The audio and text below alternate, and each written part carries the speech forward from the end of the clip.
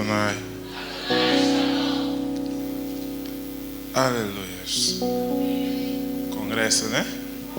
Fica esse ambiente comprometedor. Quase que somos expostos. Nossos corações são expostos. E percebemos o que é importante.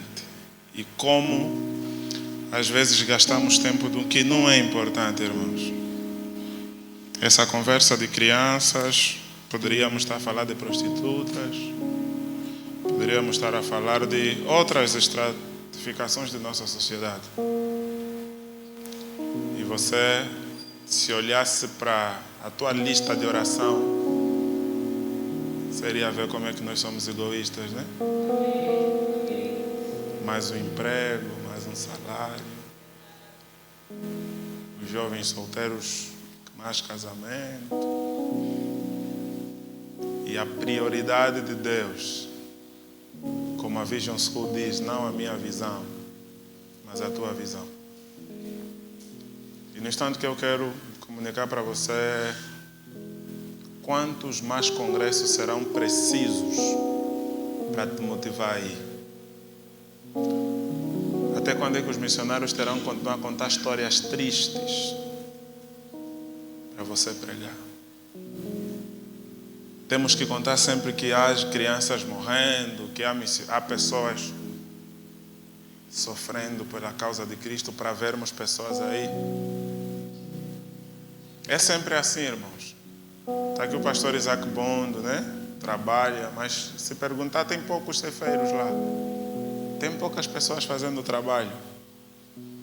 Tel Osborne diz que há um exército sentado na igreja a esperar de ser despertado.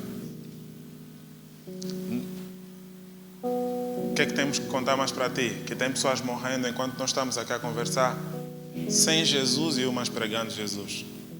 A despeito de que você precisa, depois desse congresso, depois desse evento, depois desse... Nossos olhos estão em lágrimas ouvindo essas coisas. A atmosfera está pesada. Deus está a nos convocar a ganhar responsabilidade. Mas depois desse congresso, depois de sairmos dessa porta, depois do domingo, vamos voltar nas nossas campanhas, nas nossas atividades, vamos voltar nos nossos propósitos e alcances de vida, metas. Aquela história que os coaching nos inflamaram. Quando os reais aspectos da igreja são esses que precisam ser conversados.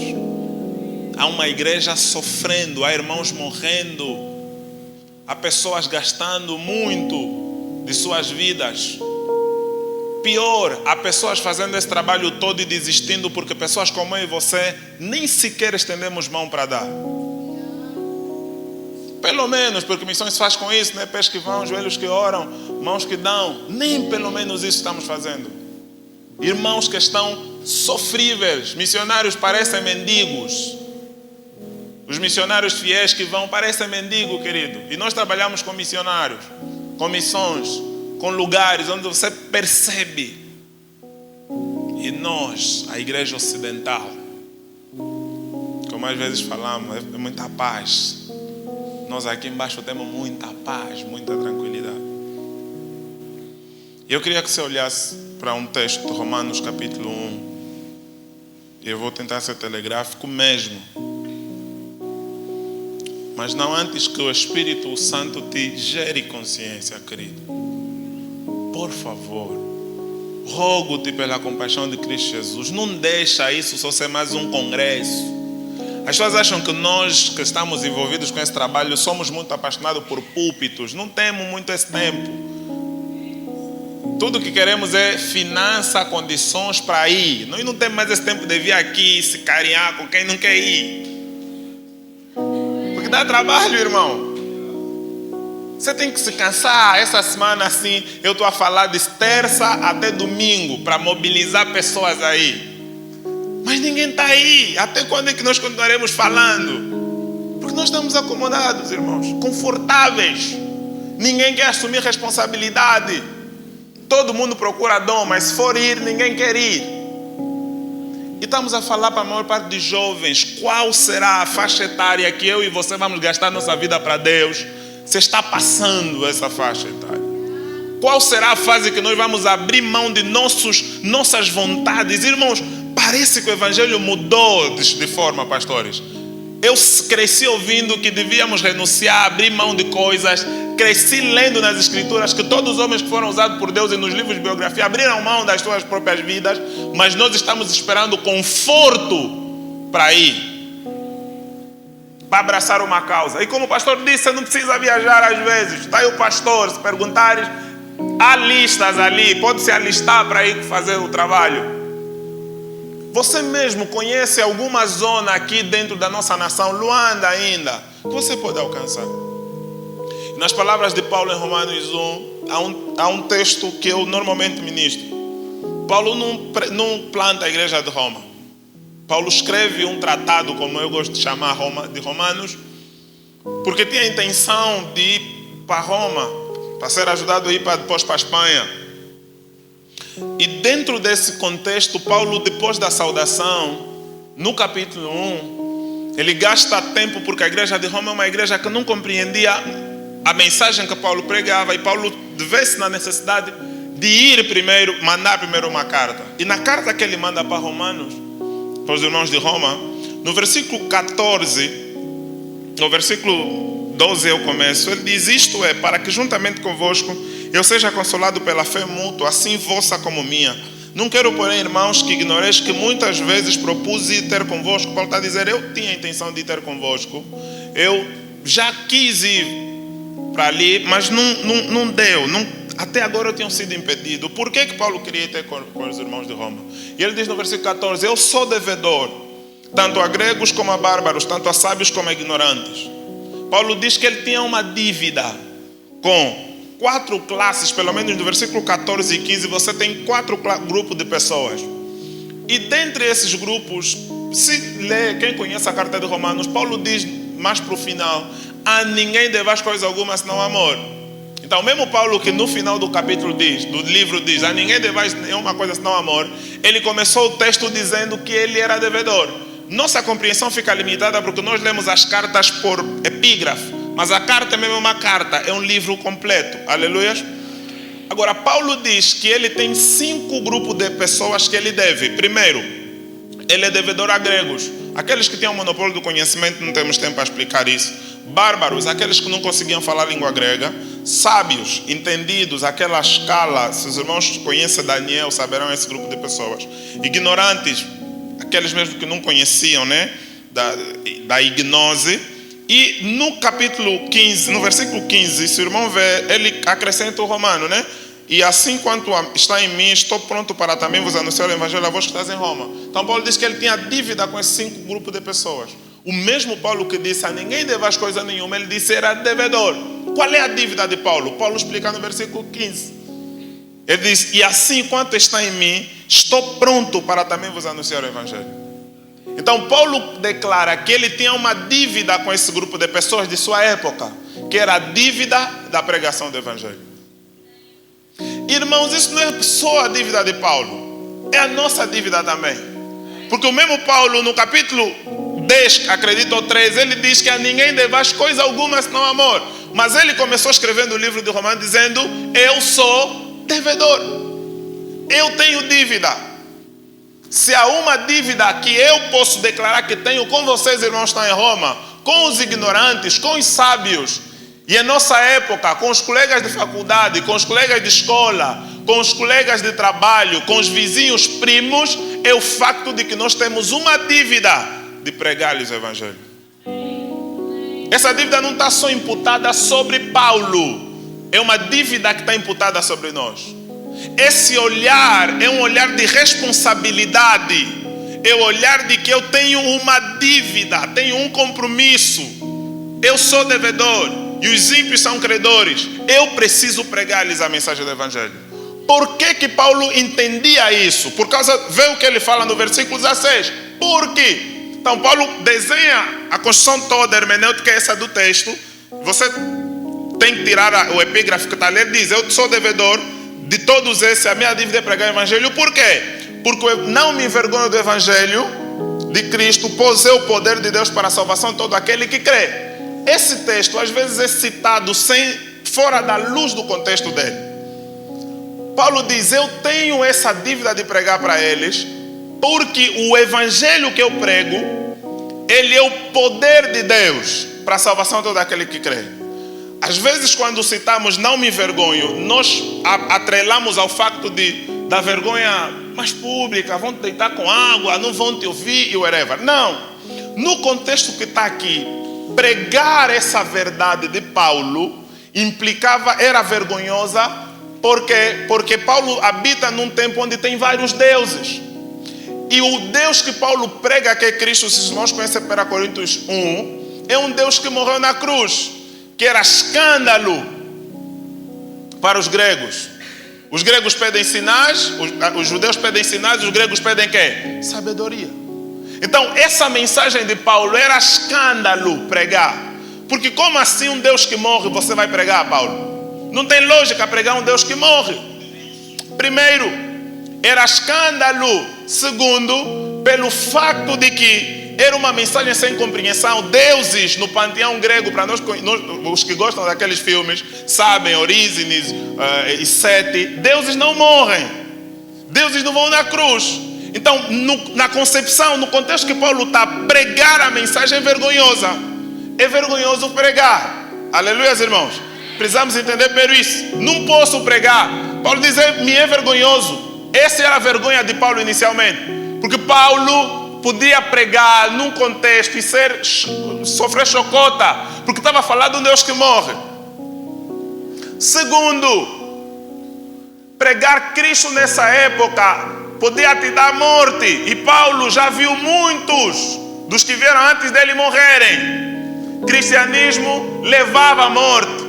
Paulo está numa época, o próprio Paulo sofreu isso da mão de Nero. Foi morto por causa da pregação do Evangelho. Então também era vergonhoso pregar. Agora, aqui está a lição do crisma todo. Paulo diz que apesar de que a pregação do Evangelho me levará à morte a mim, ou me dará vergonha por causa do conceito dos gregos e dos judeus da minha época, eu não posso deixar de pregar o Evangelho, porque a salvação dessas pessoas depende disso. Não tem mais salvação em outra fonte. Por isso que ele diz: não tenho vergonha do Evangelho, porque é o poder de Deus para a salvação de todo aquele que crê. Não tem negociação. Se eles acreditam intelectualmente nessa mensagem ou não, eu tenho uma dívida de falar, porque a salvação deles depende de crerem na mensagem que eu carrego. Não importa se os gregos acham que esse Jesus que morreu na cruz é loucura. Nem importa se os judeus acham que o Filho de Deus não pode vir na cruz. Eu, Paulo, fui alcançado a caminho de Damasco por essa mensagem que me salvou. E eu tenho uma convicção que em nenhum outro nome há salvação no céu e na terra. Logo, para eles serem salvos, só eu posso pregar. Agora, isso é bonito lendo. Você e eu precisamos ter consciência que os nossos vizinhos também não serão salvos se crerem em outro Deus. Só serão salvos se crerem no Deus que nos salvou.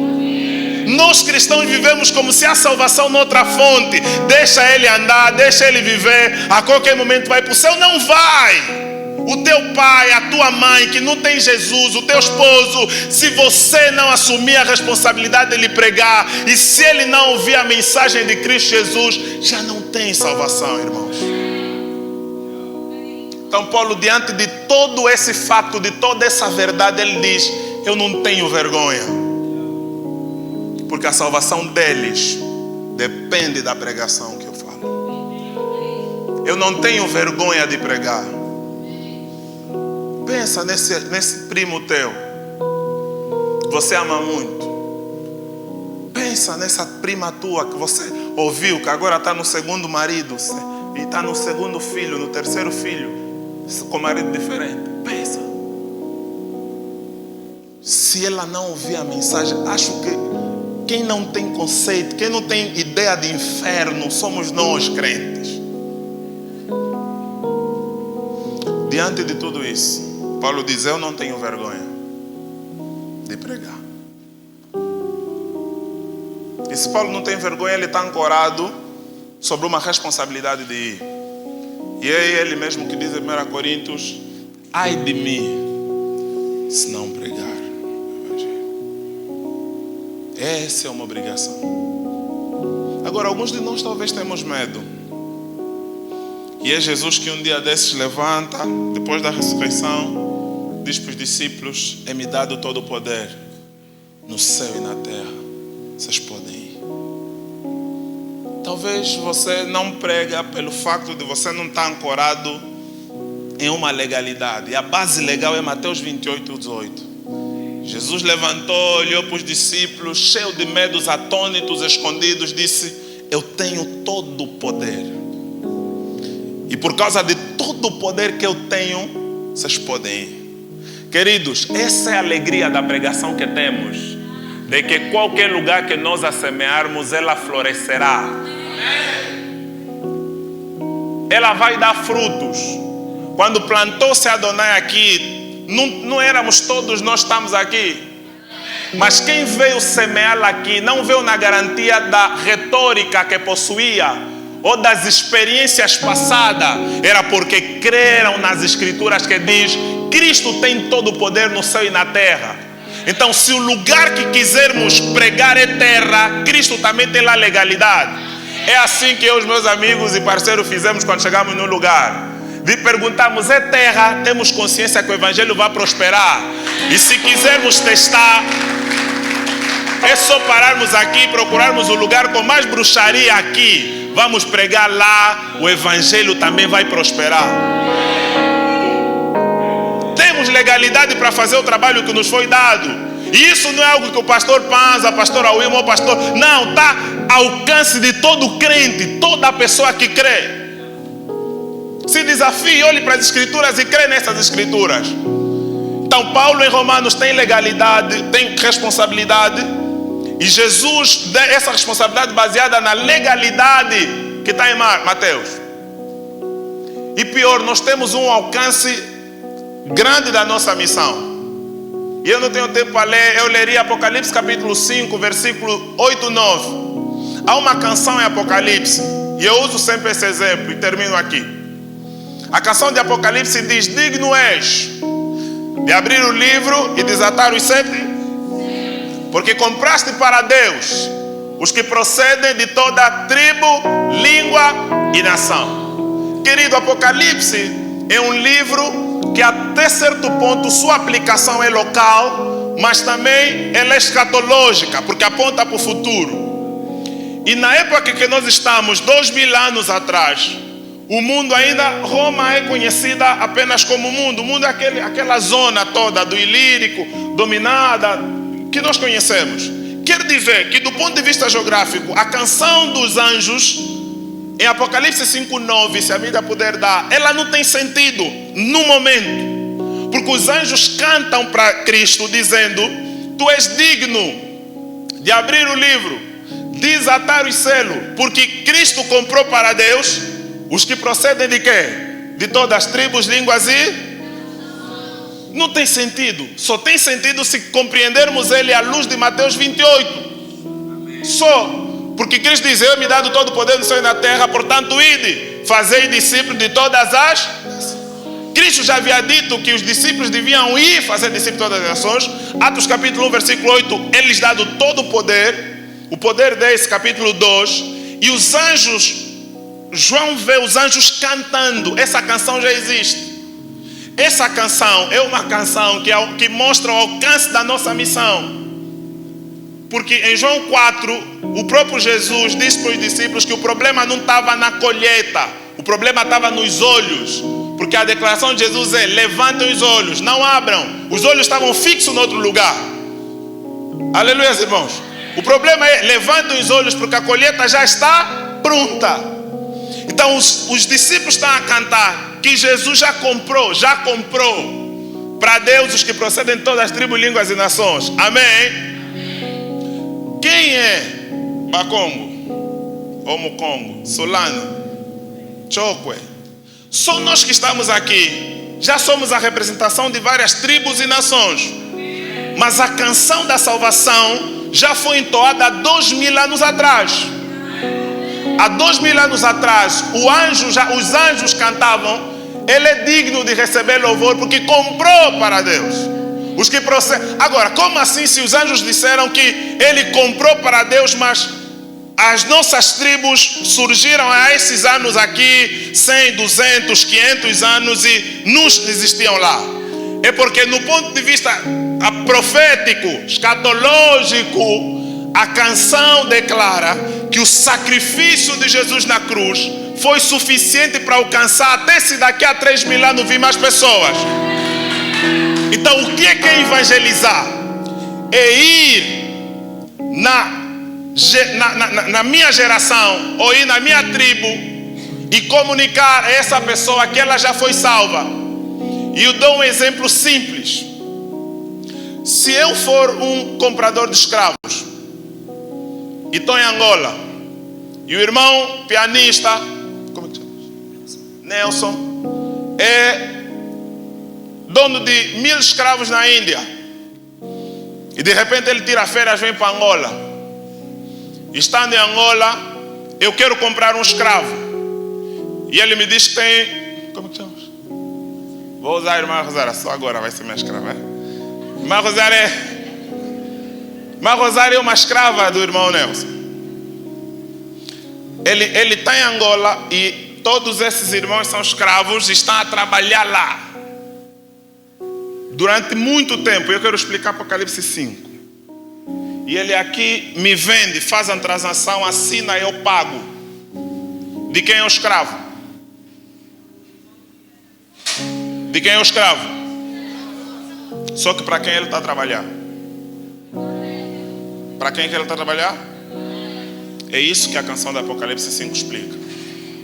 Enquanto alguém não sair de Angola para ele anunciar na Índia que ela já não precisa trabalhar para o Nelson, porque a dívida dela já foi paga, ela vai continuar a trabalhar sendo escrava, mesmo sua dívida já tendo sido paga. Fique de pé em nome de Jesus. Queridos, diante dessa consciência de que está ao nosso alcance as crianças, as prostitutas, alguém dizer para elas já não precisam continuar escravas do pecado, porque há 2000 anos atrás alguém pagou o preço. Só que nesse congresso e nos congressos servem para isso. Desde o primeiro dia até o final é para aquecer o teu coração a dizer: Senhor, eis-me aqui. Você não precisa de nenhum sonho, de nenhuma visão. Você só precisa ouvir a palavra e obedecer. Feche teus olhos. Talvez você tenha planos antigos com o Senhor. Talvez você abandonou planos por falta de recursos. Mas que nessa noite o Senhor volte a inspirar o teu coração. Ore você. Ore você. Seja sincero com Deus. Seja sincero com Deus. Diga a Deus: eu estou disponível. Antes que esse congresso acabe, procure a ajuda de Deus. Espírito Santo de Deus, nós tentamos de forma rápida, sucinta, falar a tua verdade. Mas se o Senhor não aplicar essas verdades, elas não farão sentido algum, serão meros discursos. Então, no nome de Jesus, queima nesse instante o meu coração e o coração dos meus irmãos.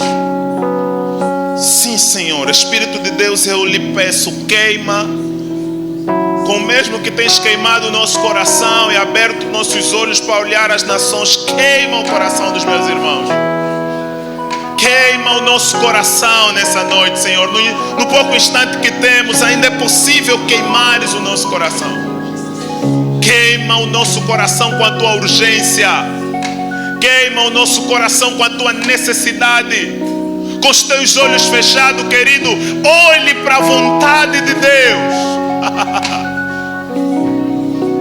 Sim. Deixa o Espírito Santo queimar o teu coração com a vontade dele.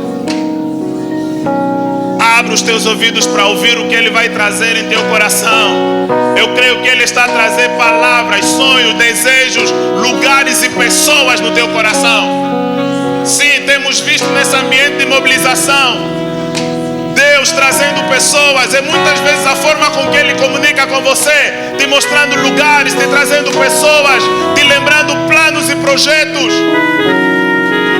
No nome de Jesus, Espírito de Deus, queime nosso coração. O mais forte que puderes queimar, o mais intensamente que puderes queimar, mas chama-nos com a tua urgência, chama-nos, faça-nos sonhar com aqueles que querem salvar, faça-nos sonhar com aqueles, não nos deixe em paz até que respondamos sim ao teu chamado, não nos deixe em paz até que respondamos sim ao teu chamado.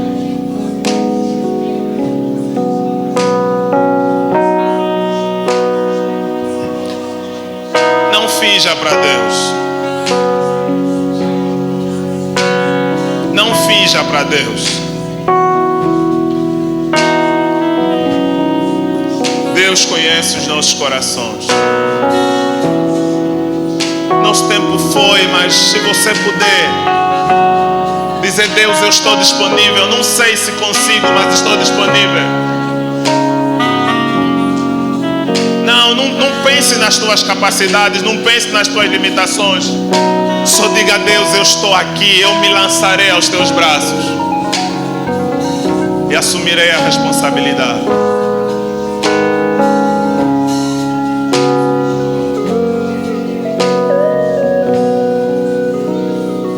Aleluias.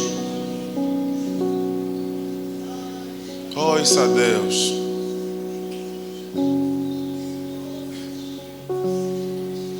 Ouça a Deus, eu não quero terminar sem dizer isso. Ouça a Deus. Não importa o que Ele esteja a falar com você desde terça-feira. Procure o pastor. Procure irmãos que podem te ajudar. Querido, não deixe que essa voz que você está a ouvir, eu tenho certeza que você está a ouvir, morrer apenas nesse ambiente. Não deixe esse desejo que está a subir ao teu coração, e temos convicção, porque o Senhor não nos trouxe aqui apenas para nos distrair. Nós não temos tempo aqui, mas se possível, chegue em tua casa, no teu quarto, queime por Deus. Volte a queimar por Deus. Por favor, volte a queimar por Deus. Volte a ouvi-lo te chamar. Volte a ouvi-lo te chamar. É hora de despertarmos. É hora de incendiarmos essa nação. Eis-nos aqui. Sim, Senhor, eis-nos aqui. Se tiveres alguma coisa para fazer em nossa cidade, comece conosco. Comece conosco. Comece conosco. Talvez você desistiu de projetos por causa de recursos. Volte a sonhar por eles. Deus é o dono dos recursos para a sua própria obra. Sim, eu creio, eu sinto que Deus está a convocar pessoas. Sim, sim, Espírito, sim. Dá-nos as nações, dá-nos as nações. Enxergue você como brasa de fogo da mão de Deus para o teu bairro, para a tua família.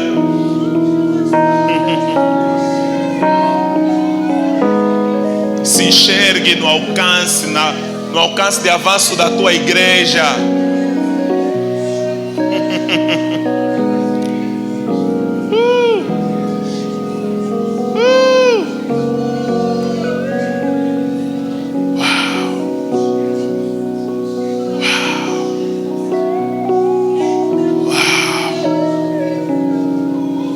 Temos nossa vida por preciosa, Senhor Jesus. Se ainda podes usar homens simples, homens simples, Sim, se ainda podes usar homens simples, queima-nos. Dá-nos apenas um altar, dá-nos uma palavra e faça-nos queimar para sempre. Diga: Senhor Jesus, Senhor Jesus, troque a minha audição pela tua, troque a minha visão pela tua, troca o meu coração pelo teu. Magoa-me com que te magoa, fere o meu coração com que fere o teu coração. Use toda a minha vida, não importa o que eu possa assegurar, mas use toda a minha vida para que o teu nome seja conhecido